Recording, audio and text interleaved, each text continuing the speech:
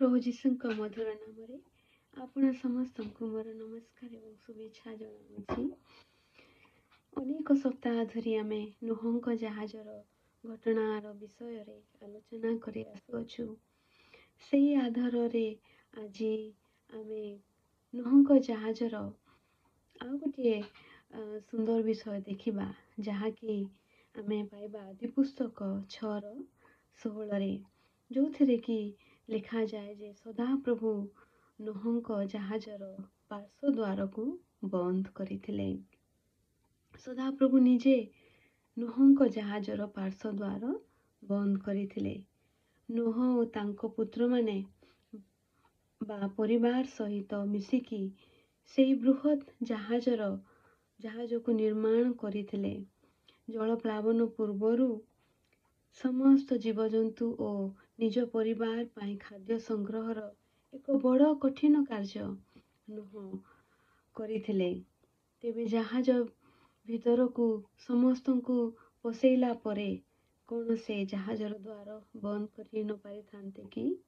ନିଶ୍ଚିତ ରୂପେ ସେ ଆରାମରେ ଜାହାଜର ପାର୍ଶ୍ୱ ଦ୍ୱାରକୁ ବନ୍ଦ କରି ପାରିଥାନ୍ତେ।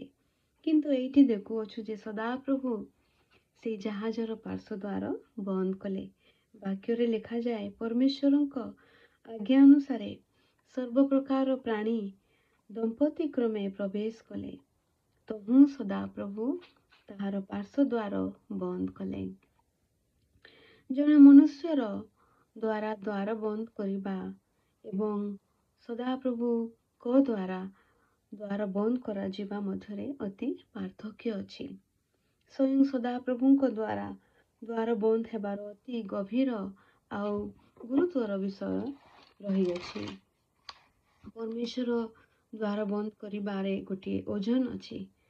ଆଜି ଆମେ ସେହି ବିଷୟ ନେଇକି ଆମେ ଦେଖୁଥିବା ମୁଖ୍ୟତଃ 3ଟି ବିଷୟ ଆମେ ଦେଖିବା ଯେ ସଦାପ୍ରଭୁ କାହିଁକି ସେହି ଜାହାଜର ପାର୍ଶ୍ୱ ଦ୍ୱାର ବନ୍ଦ କରିଥିଲେ। ପ୍ରଥମ ବିଷୟ ଆମେ ଦେଖିବା ଯେ ଦ୍ୱାର ବନ୍ଦ କରିବା ଗୋଟିଏ ଫିନିସିଂ ୱାର୍କ ଅଟେ। ଗୋଟିଏ କାର୍ଯ୍ୟର ସମ୍ପୂର୍ଣ୍ଣତାର ବା ସମାପ୍ତିର ବିଷୟକୁ ବୁଝାଏ। ଆଉ ଆମେ ଦେଖିବା ଏହି ନୋହଙ୍କ ବିଷୟରେ ଆଦି ପୁସ୍ତକ 6ରେ ଲେଖାଯାଏ ଯେ ସଦାପ୍ରଭୁ ହିଁ ନୋହଙ୍କ ଏହି ଜାହାଜର ବିଷୟ ନେଇକି ନୋହଙ୍କୁ ଧାରଣା ଦେଇଥିଲେ, ଇନଷ୍ଟ୍ରକ୍ସନ ଦେଇଥିଲେ। ପ୍ରତ୍ୟେକ ବିଷୟ ନେଇକି କୋଉ କାଠ କେତେ ଲମ୍ବା, କେତେ ଚଉଡ଼ା, କେତେଟା ରୁମ୍, କେତେଟା ସ୍ତର, ଇଚ୍ ଆଣ୍ଡ ଏଭ୍ରିଥିଙ୍ଗ ସଦାପ୍ରଭୁ ଏହି ଜାହାଜର ବିଷୟର ଆରମ୍ଭର କଥା ନୋହଙ୍କୁ ସେ ଜଣାଇଥିଲେ। ଆଉ ସମସ୍ତ ଜାହାଜ ନିର୍ମାଣ ହେଲା ପରେ ସମସ୍ତ ପରିବାର ବ୍ୟକ୍ତି ପୁଣି ପଶୁ ପକ୍ଷୀ ସରୀସୃପ ଜାହାଜର ମଧ୍ୟରେ ପ୍ରବେଶ କଲା ପରେ ଫିନିସିଂ ଯେଉଁ ଲାଷ୍ଟ ୱାର୍କ ଥିଲା ସେଟା ହେଉଛି ଜାହାଜର ଦ୍ୱାରକୁ ବନ୍ଦ କରିବା ଜଳପ୍ଲାବନ ହେବା ପୂର୍ବରୁ। ଆଉ ତାହା ସଦାପ୍ରଭୁ କରିଅଛନ୍ତି। ଅର୍ଥାତ୍ ପରମେଶ୍ୱର ଯେଉଁ କାମକୁ ଆରମ୍ଭ କରନ୍ତି ସେ କାମକୁ ସେ ଶେଷ ମଧ୍ୟ କରିଥାନ୍ତି। ଅଧୁରା ରଖିବାର କୌଣସି କାର୍ଯ୍ୟକୁ ଅଧୁରା ରଖିବାର ପରମେଶ୍ୱର ସେ ନୁହନ୍ତି। ପ୍ରଭୁଙ୍କର ବାକ୍ୟ ଫିଲିପିଓ 1:6 ମଧ୍ୟ କହେ ଯେ ପ୍ରଭୁ ଯେଉଁ ଉତ୍ତମ କାର୍ଯ୍ୟ ଆମମାନଙ୍କ ହୃଦୟରେ ଆରମ୍ଭ କରିଥାନ୍ତି ସେ ତାହାକୁ ପୁରାପୁରି ଏକମ୍ପ୍ଲିଶ୍ କରିବା ପାଇଁ, ସମ୍ପୂର୍ଣ୍ଣ କରିବା ପାଇଁ ମଧ୍ୟ ସମର୍ଥ ଅଟନ୍ତି। ଏପରିକି ପ୍ରଭୁ ଯୀଶୁଙ୍କର ଦ୍ୱିତୀୟ ଆଗମନ ପର୍ଯ୍ୟନ୍ତ ମଧ୍ୟ ଯାହାର ବି ସମାପ୍ତିର ଆବଶ୍ୟକତା ଅଛି ସେ ନିଶ୍ଚୟ ସଫଳ କରିବେ, ନିଶ୍ଚୟ ସମାପ୍ତ କରିବେ। ତେଣୁକରି ଆମ ଜୀବନରେ ଏହି ବିଶ୍ୱାସ ସଦାପ୍ରଭୁଙ୍କ ଠାରେ ହେବାର ଅଛି ଯେ ସଦାପ୍ରଭୁ ଆମମାନଙ୍କର ଜୀବନ ପାଇଁ ଯେଉଁ ସମସ୍ତ ବିଷୟ ଆରମ୍ଭ କରିଅଛନ୍ତି ସେ ନିଶ୍ଚିତ ରୂପେ ଆମରି ଜୀବନରେ ସେ ଶେଷ କରିବେ, ସମାପ୍ତ କରିବେ ବା ସଫଳ କରିବେ। ଦ୍ୱିତୀୟ ବିଷୟ ଆମେ ଦେଖିବା ଯେ ଦ୍ୱାର ବନ୍ଦ କରିବାର ଦ୍ୱାରା ସଦାପ୍ରଭୁ ସୁରକ୍ଷା ଦେଇଅଛନ୍ତି। ସେ ଜାହାଜରେ ଥିବା ପ୍ରତ୍ୟେକ ଲୋକଙ୍କୁ, ପ୍ରତ୍ୟେକ ଜୀବିତ ପ୍ରାଣୀଙ୍କୁ ସଦାପ୍ରଭୁ ସୁରକ୍ଷା ଦେଇଅଛନ୍ତି ଦୁଇଟି ହିସାବରେ। ପ୍ରଥମ ହିସାବରେ ଯେ ଦେଖିବା ଏହିପରି ସୁରକ୍ଷା ଯେ ବାହାରର କୌଣସି ବିଷୟ ସେ ଜାହାଜ ମଧ୍ୟକୁ ପ୍ରବେଶ କରିପାରିଲା ନାହିଁ। ତାଙ୍କରି ପାର୍ଶ୍ୱ ଦ୍ୱାର ବନ୍ଦ କରିବା ଦ୍ୱାରା ଦେଖୁଛୁ ଯେ ଅଗାଧ ଆଉ ଅଜସ୍ର ପରିମାଣର ଜଳ ନହଙ୍କ ଜାହାଜ ଭିତରକୁ ପଶି ପାରିଲା ନାହିଁ। ଗୋଟିଏ ଡ୍ରପ୍ ମଧ୍ୟ ସେଇ ଅଗାଧ ଜଳ ମଧ୍ୟରୁ ଗୋଟେ ଡ୍ରପ୍ ମଧ୍ୟ ଜାହାଜ ମଧ୍ୟକୁ ପ୍ରବେଶ କରିପାରିଲା ନାହିଁ। ବାକ୍ୟ କହେ ଯେ ଉପରୁ ଆକାଶର ଦ୍ୱାର ସବୁ ଭାଙ୍ଗିଗଲା, ସମୁଦ୍ରର ଜଳାକାର ଭଣ୍ଡାର ସବୁ ମଧ୍ୟ ଭାଙ୍ଗିଗଲା, ମୁକ୍ତ ହେଇଗଲା। ଆଉ ଏତେ ପାଣି ଚାରିଆଡ଼େ, ଉପରେ ଚାରିଆଡ଼େ, ତଳେ ମଧ୍ୟ, କିନ୍ତୁ ଗୋଟେ ଡ୍ରପ୍ ମଧ୍ୟ ସେ ଜାହାଜ ମଧ୍ୟକୁ ପ୍ରବେଶ କରିପାରିଲା ନାହିଁ। ସଦାପ୍ରଭୁ ଏହିପରି ଭାବରେ ସେଇ ପାର୍ଶ୍ୱ ଦ୍ୱାରକୁ ବନ୍ଦ କରିଥିଲେ। ଅର୍ଥାତ୍ ପ୍ରଭୁ ଯେତେବେଳେ ପାର୍ଶ୍ୱ ଦ୍ୱାରକୁ ବନ୍ଦ କରନ୍ତି, ଆମର ଜୀବନର ମଧ୍ୟ କୌଣସି ବାହାରର ବିଷୟ ଆମ ଜୀବନକୁ ପ୍ରବେଶ କରିପାରିବ ନାହିଁ ବା କ୍ଷତି ଆଣିପାରିବ ନାହିଁ। ଯେ ପର୍ଯ୍ୟନ୍ତ ପରମେଶ୍ୱରଙ୍କ ସୁରକ୍ଷାରେ ଆମେ ଅଛୁ, ପ୍ରଭୁ ଅନୁମତି ନଦେଲେ କୌଣସି ବିଷୟ, କୌଣସି ବାହାରର ବିଷୟ କେବେ ମଧ୍ୟ ଆମ ଜୀବନକୁ ଆଘାତ କରିପାରିବ ନାହିଁ ବା ଆମ ଜୀବନକୁ ପ୍ରବେଶ କରିପାରିବ ନାହିଁ।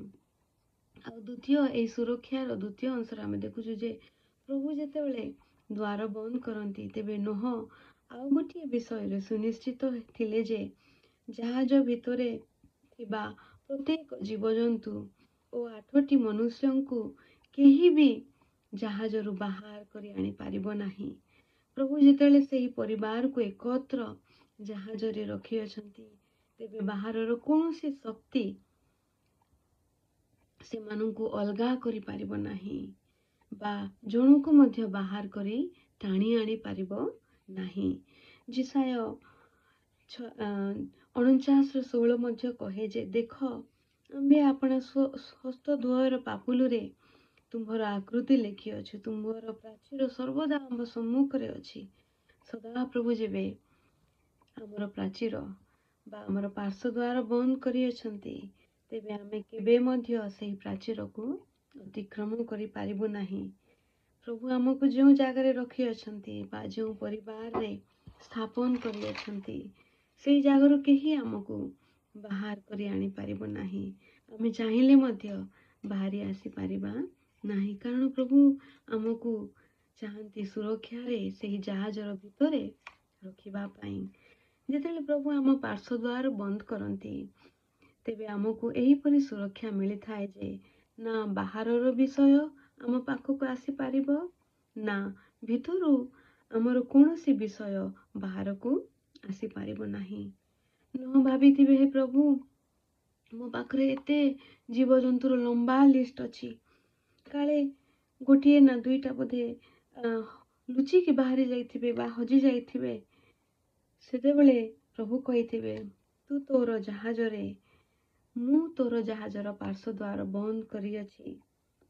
ଚେକ୍ ୟୋର ଲିଷ୍ଟ, ତୋ ଲିଷ୍ଟକୁ ଚେକ୍ କର, ଆଉ ତୁ ପାଇବୁ। ତୁ ଗୋଟିଏ ମଧ୍ୟ ମନୁଷ୍ୟ ବା ପ୍ରାଣୀ ବା ଜୀବଜନ୍ତୁ ହଜିଥିବାର ପାଇବୁ ନାହିଁ। ପ୍ରଭୁ ଯେତେବେଳେ ଆମ ଜୀବନର, ଆମ ସମ୍ପତ୍ତିର, ଆମ ପରିବାରର ସୁରକ୍ଷା ଅଟନ୍ତି, ତେବେ ଆମେ ଗୋଟିଏ ବିଷୟ ବା ଗୋଟିଏ ବ୍ୟକ୍ତି ମଧ୍ୟ ହଜି ନଥିବାର ପାଇବୁ।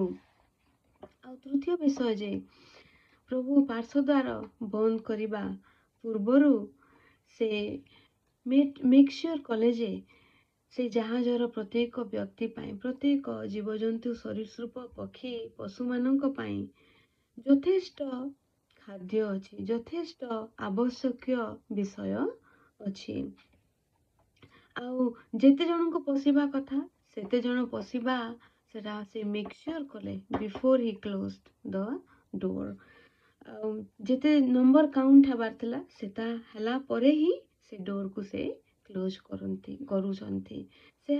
ସେହିପରି ପରମେଶ୍ୱର ଯେ ସେ ଆମମାନଙ୍କର ନମ୍ବରକୁ ଜାଣନ୍ତି। ଆମେ ଅଳ୍ପ ନମ୍ବରର ହେଲେ ମଧ୍ୟ ସଦାପ୍ରଭୁ ମେକ୍ ସିଓର କରନ୍ତି ଯେ ଆମର ନମ୍ବର ତାଙ୍କରି ଲିଷ୍ଟରେ ଅଛି, ଆମେ ସେଇ ଲିଷ୍ଟରୁ ଓହ୍ୟ ହୋଇନାହୁଁ।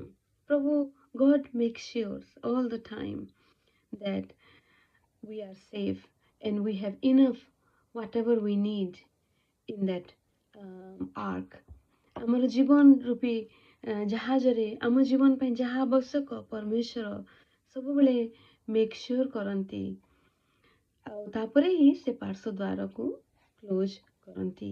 ଆଉ ପରମେଶ୍ୱର ଯେତେବେଳେ ଆମ ପାର୍ଶ୍ୱ ଦ୍ୱାର ବନ୍ଦ କରନ୍ତି, ଆମକୁ ସେଥିପାଇଁ ବୁଝିଯିବାର ଅଛି ଯେ ଆମ ପାଖରେ ଯଥେଷ୍ଟ ଅଛି।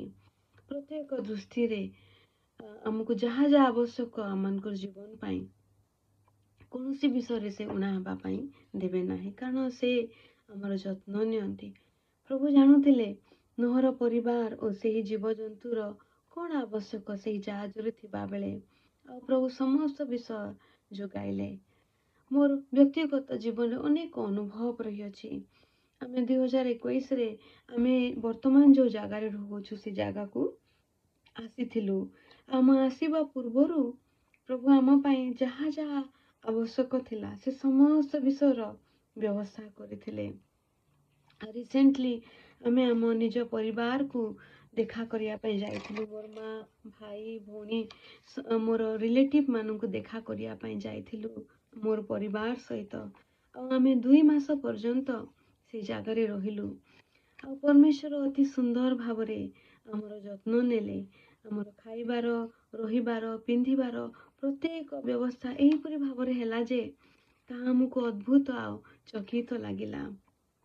ଏତେ ବର୍ଷ ପରେ ପରିବାର ସହିତ ମିଳିତ ହୋଇକି ଆମକୁ ଅତି ଆନନ୍ଦ ଲାଗିଥିଲା। ଆଉ ଆମମାନଙ୍କର ସ୍ୱାସ୍ଥ୍ୟ ମଧ୍ୟ ଉତ୍ତମ ରହିଲା। ମୋର କହିବାର ଅର୍ଥ ଯେ ପ୍ରଭୁ ଯେତେବେଳେ ଗୋଟିଏ କାର୍ଯ୍ୟ ବା ଜାଗାରେ ସୁରକ୍ଷା ବା ସୁସ୍ଥିର କରନ୍ତି ଆମକୁ କମ୍ପ୍ଲେନ୍ କରିବା ଉଚିତ ନୁହେଁ ଯେ ଆମେ ଏଇ ଜାଗାରେ ଷ୍ଟକ୍ ହେଇଯାଇଛୁ। କିନ୍ତୁ we need to enjoy the ride, we need to enjoy the stay, knowing that God will provide all our needs to make through the storm until we arrive the other side. ଯେଉଁ ପରମେଶ୍ୱର ଜାହାଜର ପାର୍ଶ୍ୱ ଦ୍ୱାର ବନ୍ଦ କରି ନୋହର ପରିବାର ଏବଂ ପ୍ରତ୍ୟେକ ଜୀବଜନ୍ତୁକୁ ସୁରକ୍ଷାର ସହିତ ନୂଆ ପୃଥିବୀର ଅନୁଭବ ଦେଲେ, ସେହି ପରମେଶ୍ୱର ଆଜି ମଧ୍ୟ ଜୀବିତ ଅଛନ୍ତି। ସେ ଆମମାନଙ୍କୁ ମଧ୍ୟ ତାଙ୍କରି ସେ ନୂତନ ସୃଷ୍ଟିର ସହଭାଗୀ କରାଇବେ। ଧନ୍ୟବାଦ।